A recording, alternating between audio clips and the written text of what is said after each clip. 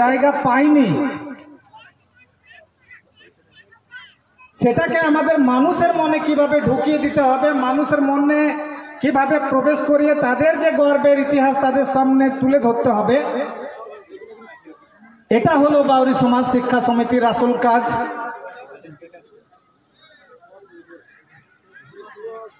আপনারা বলবেন যে সুমন্ত বাউরিকে দেখেছি রাস্তার ধারে বসে আছে, আন্দোলন করছে, কোনোদিন কর্পোরেশনের এগেনস্টে।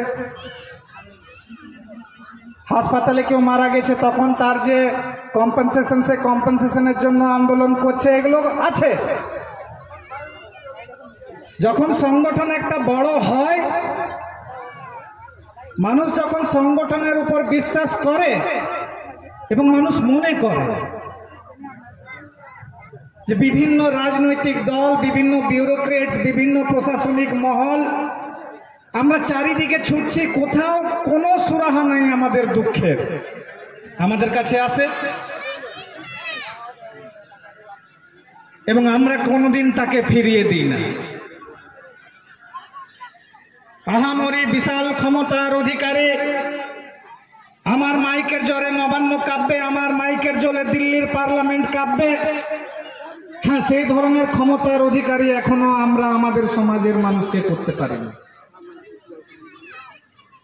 কিন্তু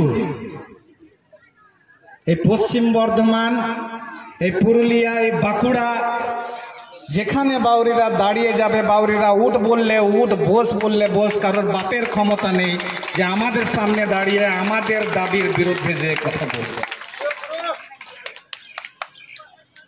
কারোর ক্ষমতা নেই।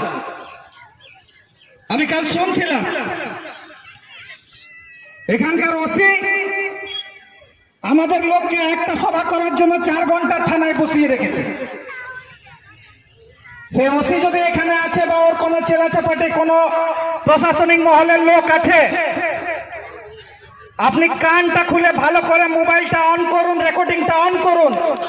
যেদিন পশ্চিম বর্ধমানে আপনার পোস্টিং হবে, ওই ব্রহ্মরথে আপনাকে ওই পাঞ্জাবি মোড়, ওই ন্যাশনাল হাইওয়েতে 4 ঘন্টা যদি না চড় করাতে পারি, আমার সুমন্ত বাউরির নাম নয় আপনার কানে, আপনি বলুন। মজার মূলক পেয়েছেন 3000 বছর ধরে এই গোলাম জাতিকে আপনারা শোষণ করেছেন। 3000 বছর ধরে তিলে তিলে আমাদের মানুষকে শেষ করেছেন। আজ যখন আমরা আমাদের অধিকারের জন্য বিভিন্ন জায়গায় মিটিং মিছিল করছি, আজ আমরা আমাদের অধিকারের জন্য বিভিন্ন জায়গায় জনজাগরণ করছি, আপনি ওই চেয়ারে বসে যদি ভাবছেন বাউরিদেরকে আটকাবেন, আপনার চেয়ারকে লাথ মেরে ফেলে আপনাকে বীরভূমের বাইরে কত বড় অফিসার আপনাকে আমি দেখাবো। আমাদের লোককে 4 ঘন্টার থানায় বসাবে। 7 দিন আগে আমি এসডিও কে জানিয়েছি যে এখানে রাজ্য সভাপতি সুমন্ত বাউরি ঢুকছে। রাজ্য সভাপতি সুমন্ত বাউরি ঢুকলে তার একটা কনভয় ঢুকবে, সেটা বলছে 1000 লোকের মধ্যে ওই মিটিংকে সীমাবদ্ধ করো। মজার মুলু, কারোর বাপের ক্ষমতা নেই যে এই দেশ চালাবে। আমার বাপ, আপনার বাপ, আর সবার বাপ একটাই বাপ, বাবা সাহেব আম্বেদকর। আর কোন বাপকে আমরা বাবা সাহেব আম্বেদকরের সংবিধান অনুযায়ী দেশ চলবে। কোন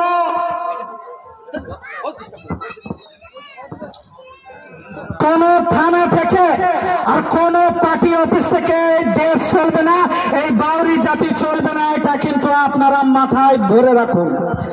যে সাংবিধানিক অধিকার আছে, সেই সাংবিধানিক অধিকারকে যদি আমাদের খর্ব করার চেষ্টা করেন, আপনাকে আমি উপর থেকে নিচের দিকে খর্ব করে দেব, কথা দিয়ে যাচ্ছে।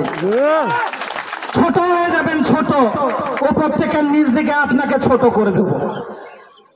আদিম জাতি, আদিম জাতি।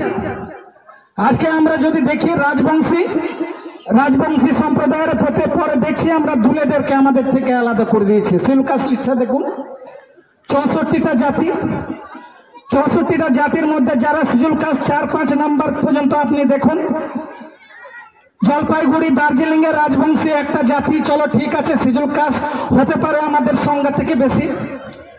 তারপর আমরা দেখছি বাগদি, তারপর দেখছি আমরা দুলে, তারপর দেখছি আমরা বাউরি।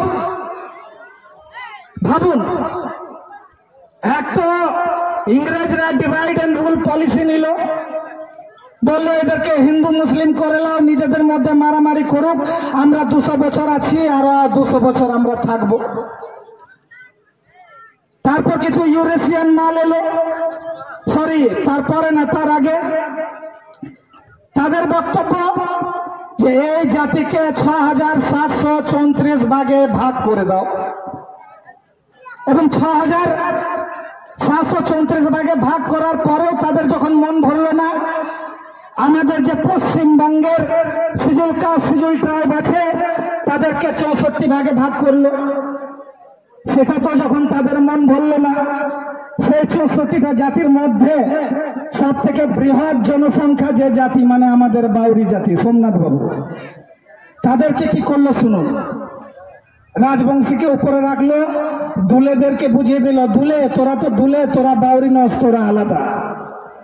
বাগদিদেরকে বুঝিয়ে দিল, তোরা আলাদা, তোরা বাউরি লেখাস না, তোরা বাউরি থেকে উপর জাতি। আরে দুলে হোক, বাগদি হোক, বাউরি হোক, চালক হোক, গণ হোক, ক্ষেত্রপাল হোক, এগুলো সবাই কিন্তু বাউরি, এটা আপনারা মাথায় রাখবেন। আর ঝাড়খণ্ডে যান, আমাদের যাদের বাগদি টাইটেলের ভাই বোনেরা আছে, হেসে খেলে নেচে গেয়ে বাউরি সমাজ করছে। এবং দুলে, বাগদি, বাউরি, বাকিগুলো আমি ছেড়ে দিচ্ছি, ক্ষেত্রপাল, গণ, মালিক, এগুলো ছেড়ে দিচ্ছি। শুধু এই সংখ্যাটাকে এক জায়গায় আনি, তাহলে কিন্তু আমরা সিজুল কাস্টদের মধ্যে সব থেকে বড় জাতি হিসেবে আত্মপ্রকাশ করব, সব থেকে বড় জাতি। আর ডেমোক্রেসি কি বলে? ডেমোক্রেসি গণতন্ত্র, গণতন্ত্র এটাই বলে যে গণতন্ত্র মানুষের জন্য।